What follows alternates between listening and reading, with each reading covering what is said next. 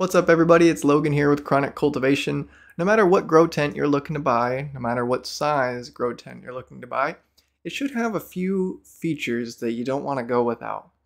This would be things like a reflective walling on the inside, sturdy zippers and a sturdy material to be made out of just in general. Should have some bars, preferably sturdy. They don't need to be the most sturdy. Here's an example.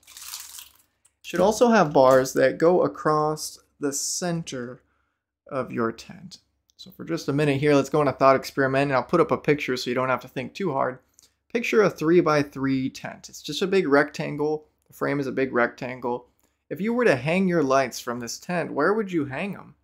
You would have to put them in the center with a bar going in the middle of the tent at the top to hang from. You want to make sure you have those bars and that they either come with the tent that you're looking at or that you purchase them separately in case they're sold separately. Because it would really be unfortunate to go to set up your grow tent and then you don't have anywhere to hang your light from. These are also nice for hanging like your exhaust fan, for example, or just hanging anything that you don't want to be pressed right up against the wall, because that's what's going to happen if you hang something from those perimeter bars on the top. Now, I'm guilty of hanging my exhaust fan and filter from those perimeter bars at the top, and it does look wonky and it restricts some airflow on the side touching the wall, but it can work in a pinch, but it's not ideal. The grow tents you're looking at should also have double-walled ports to put your equipment in and to run your electrical through. Double-walled helps just in durability in general, and they also help prevent any light leaks. So when you cinch them up, they're kind of like drawstring cinches. With the double walling, it really makes a tight seal, tighter than it would otherwise, and doesn't let any light out. If any light gets through the innermost tubing, it doesn't get through the outermost, the second layer essentially. Your grow tent should be tall enough, okay? Some of the smaller sizes, for instance 2 foot by 4 foot I saw from VivoSun was only maybe 6 foot something. That's not enough headroom. Or maybe it is, but it's not like the standard. I think the standard is probably more like 8 feet tall. Consider the ceiling heights in your room if you're going to go for anything really tall, like the Gorilla Grow tents. You can buy 1 foot extensions and make them up to 10 foot or taller.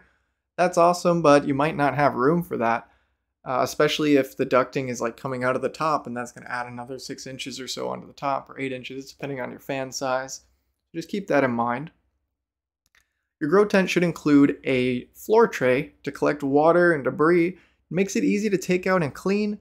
It also just acts as a second layer between your plants, the water you're spilling all over, and whatever's underneath your tent, right? You might have a tent on carpet or just somewhere you don't want to get water running around the room, and that inner tray really helps a lot. Your grow tent should also include some passive intake ports towards the bottom specifically, because that's where your air is going to be sucked in, and at the top is where your exhaust fan is going to be sucking out the hot air and pushing it out the vents at the top. Other than that, there's not a whole lot to your grow tent. Unfortunately, the 4 big names you're going to likely be looking at when you're choosing a grow tent all include the features you need. That's why I always stress the grow tent is not somewhere you should be dumping a bunch of money if you haven't maximized what you're getting in other categories, like your light, for instance. Don't spend less on your light so you can get the fancy tent. It just doesn't make sense. You won't be happy with that. Or maybe you will be, but you won't get as good a product as you could have if you had just bought a better light and used a cheaper brand. All right, so the 4 big brands you're likely to see are VivoSun and iPower. These are your budget brands. They're basically clones as far as I can tell. They've got minute differences between them. They're both great when you're trying to buy something that doesn't need to be the highest quality, just needs to do a basic functionality like our tent. It is really important, but it has a basic functionality. It needs to hold your light and equipment, needs to have reflective walls, needs to not let light out, right? And that's pretty much it. It doesn't get much more complicated than that. The next 2 brands, because I said there are 4, and we said iPower and VivoSun, those are the first 2. The next 2 brands, you'll have AC Infinity, which is like your 3rd step up. I believe, though I haven't had any of their products myself, I believe you'll see a noticeable jump in quality. Probably thicker walls, better zippers, and that's pretty much where the quality improvements come in. They likely have maybe a little sturdier bars, These are some VivoSun. It even could be iPower. The bars look so similar. Bars behind me. I don't know what it's made out of. It's likely steel, but it's thin steel. But I've never bent one. I've had heavy lights on them, multiple lights, exhaust fan and carbon filter of the larger size, 8 inches that I would use in a normal size tent. I haven't ever really had a problem with the sturdiness of the bars. But when you're paying that premium for the higher quality brands like AC Infinity, you likely will be getting a little bit sturdier bars as well. And then the top brand you'll see and likely be looking at is Gorilla Grow Tents. These are the guys who make the highest quality grow tents, is what I understand.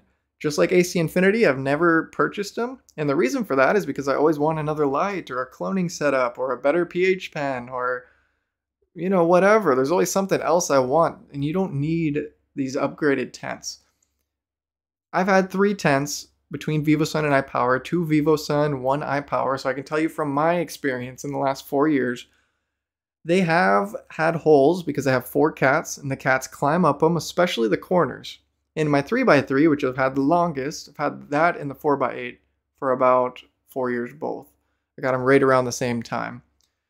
The 3x3 is starting to come apart on the corner of one corner. It's starting to open up from the cats clawing it. I can sew that back up, no problem, and there's not like light leaking in or out, especially if I were to sew it up. Right now it's just taped.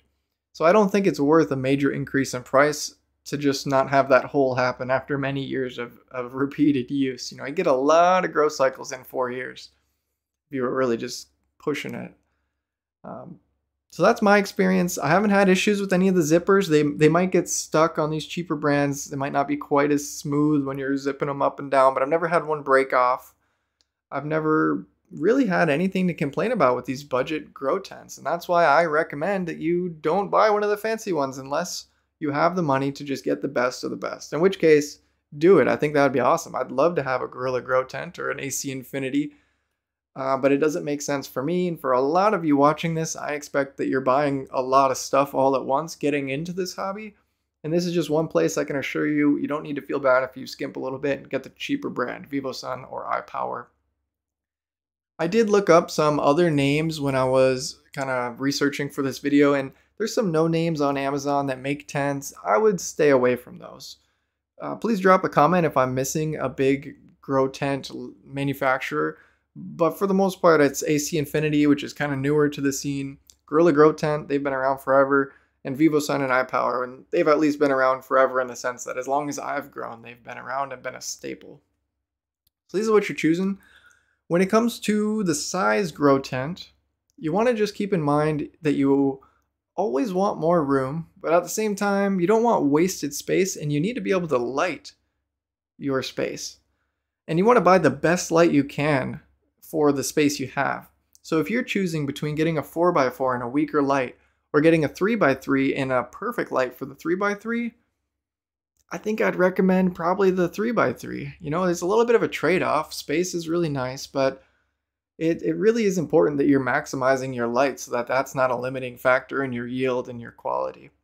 I'm not sure where the line is between, the 4x4 would yield the same quality and amount as the 3x3 if you had a bigger light, but just something to consider. I have a 4x8 and a 5x10, but with the Minnesota laws, if you're watching this because you're a Minnesota grower, which is why I started the channel, because it's going to be legal here in less than 1 month. Is that not exciting? That's pretty exciting.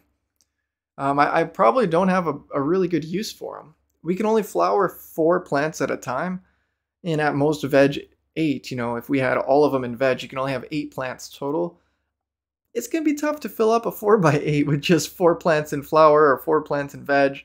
Or maybe you're running autos, and so you do like 2, and then you wait 2 weeks and you do another 2, and then you wait 2 weeks, and then you've got a perpetual grow.